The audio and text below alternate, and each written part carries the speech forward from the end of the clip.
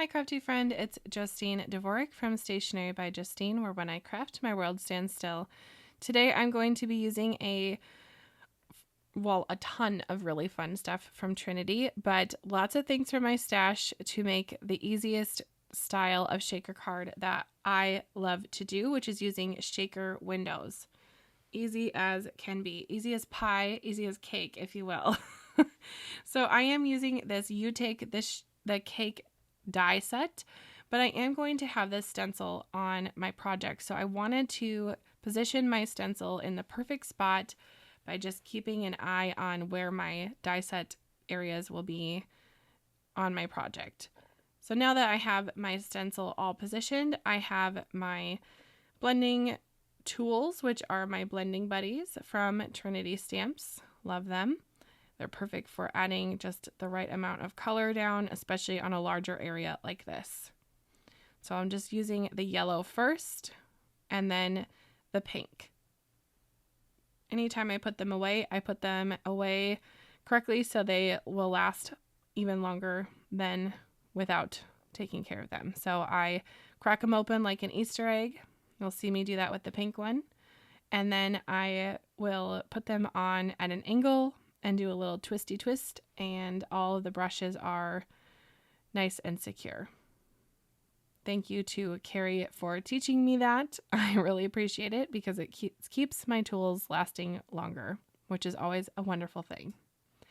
So this yellow and pink, the whole color palette of my card is based on one single embellishment, which is a really fun way to kind of style cards, is to pick something that you really want to work with and make your whole color palette off of that.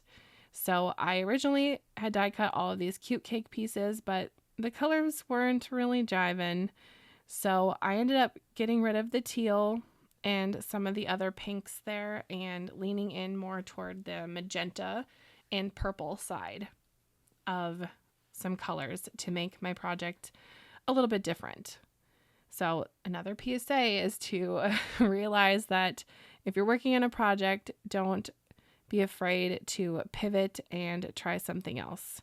So I'm going to go ahead and take that little piece that I already made and put it away and try something else.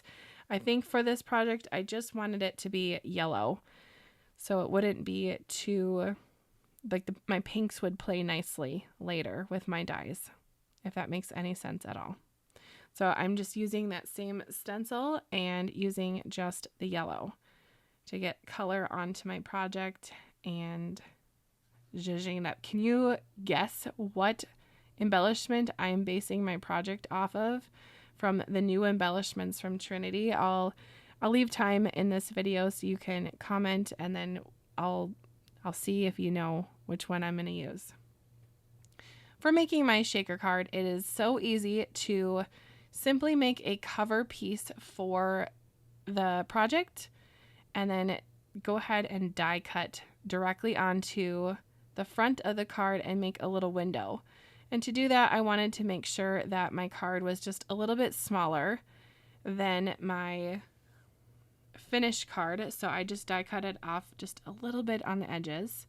So then I am going to take the main die from the You Take the Cake die set and just run that through my die cutting machine. This will give my project basically a little window for my cake to pop out of. I just misspoke. I will correct it in just a minute here, but I am using these shaker windows, and what I misspoke about is my size of my card. I am using an A2 card base, so I cut it down. I cut the white paper down before because it was just a little bit bigger than an A2, but now it is in fact an A2. So for making my shaker windows, I like to use these because they are so easy. I don't have to glue any crazy acetate on. I don't have to really fuss with too much. So they come with a release film on them, and I like to leave that on my project until I am complete with the actual shaker part of the project. but before I put it on my card base, if that makes any sense. So like right now I am still using and making my shaker, so it's moving all over the place and it could potentially get scratched up. So I like to just leave it be and leave the acetate cover on. Then I will add this double-sided tape or ribbon stick, if you will, to the back of my project. And I just have to take my release tape off and press down my shaker areas. I'm just doing 3 sides for right now. And then to do this, I like to go on this first side and really give it a firm press and go opposite of my first one, and then close the bottom up at the end, just like that. That little scoring tool really helps for shaker pieces. Oh, there it is. If you guessed piece of cake embellishments, you are correct. I went ahead and was fussy and picked out some of the larger pieces because I'm going to have them on the outside of my project. Now I will close up that shaker window area and just give it a firm press. See how that little tool is just so helpful? Could not be easier to make a shaker window, I tell you. All right, to get that off, I like to take the pokey part of my poking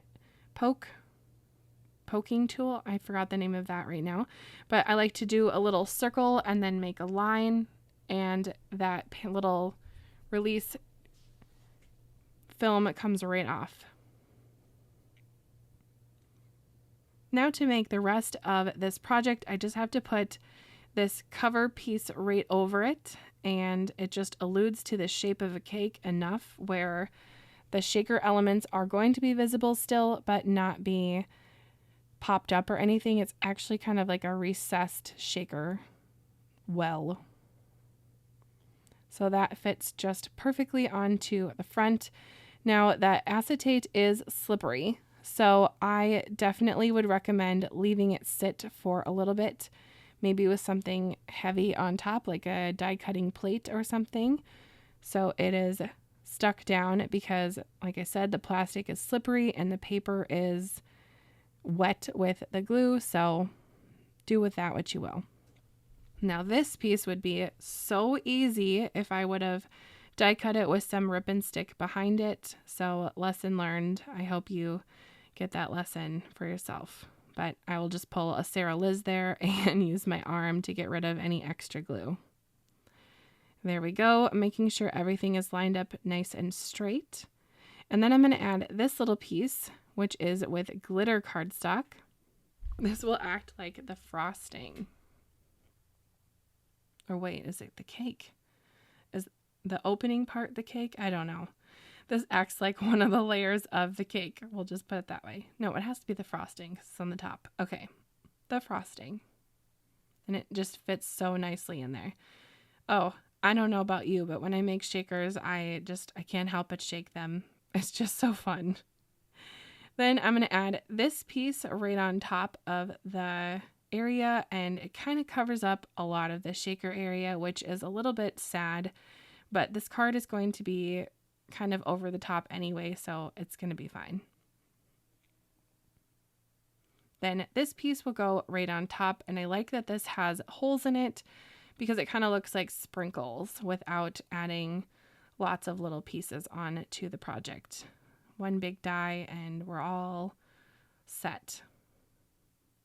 That is so cute. I think this card would have been extra cute if I would have used one of the lights from Pear Blossom Press to light it up, but again, lesson learned.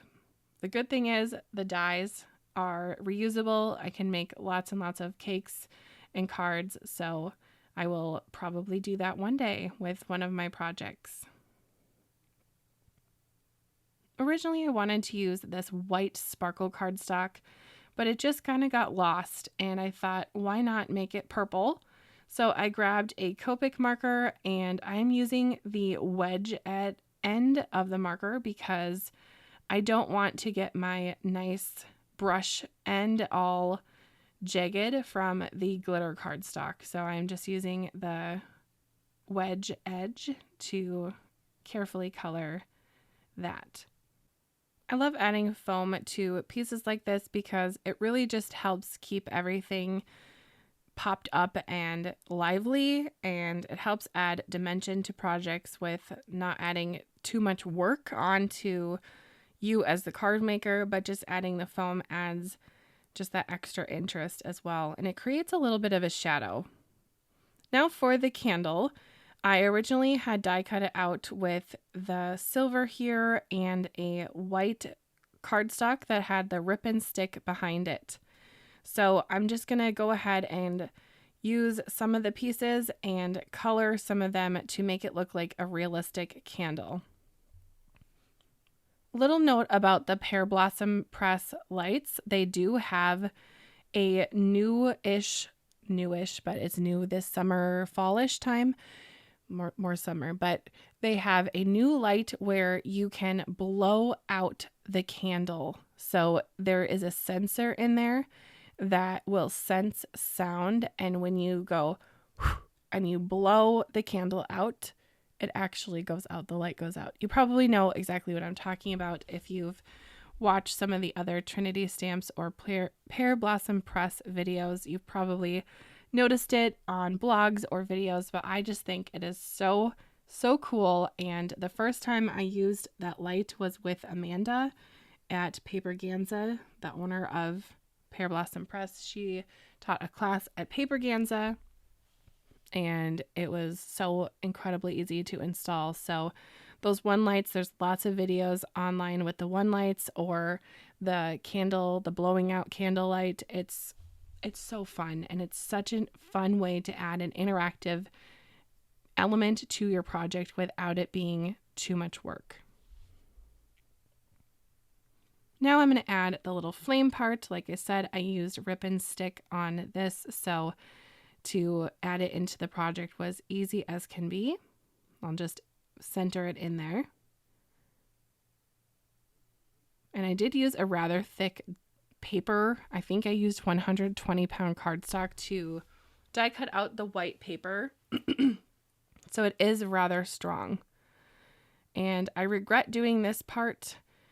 I regretted it at first because it was really kind of dangerous to do this, because if I made any mistakes, that red marker would have been really hard to cover up. But for some reason it worked out in my favor, and I ended up just adding that yellow to really blend and kind of bleach out a little bit, but blend that color even more. But if I were to redo it, I probably would have done that off project before I started going crazy. So I'm going to take fuchsia and grape and moonlight embellishments from Trinity and decide what do I want to put on to my project. There sometimes is this thing that happens to me when I'm making projects where I want to add all of the things everywhere. So I don't know about you, but sometimes more is more for projects, and this card is going to end up being a more is more for my project. There's also these new embellishments from Trinity that are like this polished kind of embellishment, and I actually grabbed them as well. And I can't forget about those cute little cakes. So I do have 2 tidy trays from Trinity Stamps. I do love using them. I think it helps with cleanup, and it helps for making shaker mixes. So I am going to position some of the cake pieces on top of the cake. The way that these embellishments are made, they're made out of clay. So I could have them going 2 different directions and it still looks perfect. Speaking of the embellishment, that is, my card is nowhere near perfect, but the embellishments are perfect for adding to the project because I can have them some facing the left, some facing the right, and it adds interest to do something like that. So that worked out so well. Then to finish off the rest of the sprinkles for the top, I wanted to add some sparkle spots because I love sparkle spots. I think I have them in almost every color, which is just perfect because it makes my heart happy, and it a lot of times matches my glitter cardstock, which in this case, the purple grape color here matches almost identically to the cardstock that I colored with the purple Copic marker. One more. There we go.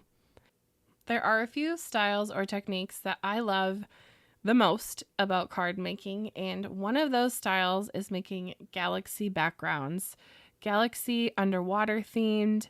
There's certain things like that that I adore. Anytime I get to make a project like that, I love. So I did not make a galaxy background for this card, although that would be so fun.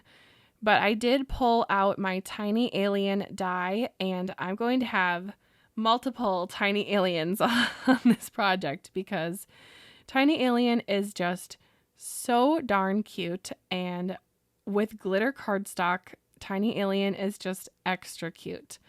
So I'm going to have this lighter pink tiny alien popping out behind the cake. I know that tiny alien was or is, there's going to be a name for tiny alien. They had people vote on it, and I don't remember at the time of doing this voiceover. If it has been released by the time this video goes up, I will let you know in the description of what tiny alien has been named. But with the eyes and the long smile, I just think that it's just over the top cute. And you saw me chop the arms off of the back one because I want the one in the back to be kind of cheersing with its arms up. And I will have the aliens holding different styles of, or different pieces of the cake. Now I have a lot of glitter cardstock in my stash. So I wanted to use purples and pinks that would play nice together. So I'm going to use this purple one, but I'm also going to make an additional tiny alien to put in the front because they've come for the cake, obviously. The sentiment on the top, we have come for the cake, is from Trinity Stamps as well. I have die cut it out with 2 different layers behind it because I wanted it to have a shadow, and I felt like the top of the card needed a little bit of purple. So by adding that purple on the back of the sentiment, it just tied in the color palette. And I did add extra embellishments on the top of the card by the sentiment, just kind of scattered because I wanted it to look like the sentiment was kind of like beaming in or kind of like sparkling in from the tiny alien. So we've come for the cake, something like that. It's one of my all-time favorite sentiments from this year, 2025, was we have come for the cake, because I have used that on, I think, 7 or 8 different cards this year, and every card that I've made with that sentiment, I've really enjoyed and loved. See, look, there's even 3 more shades of pink glitter cardstock right there on my desk. I don't know why, but I just adore glitter cardstock. I think it's the sparkle without the mess. I think that's really why I like it. Kind of like the sparkle spots. You get that glitter look without the glitter mess. Now I sound like an infomercial. Buy the sparkle spots and the glitter paper because it will make your cards cuter. I'm telling you. Anytime I'm working with a project and I'm like, oh, I don't really like this card very much, or something's off, add glitter. It's going to make it better.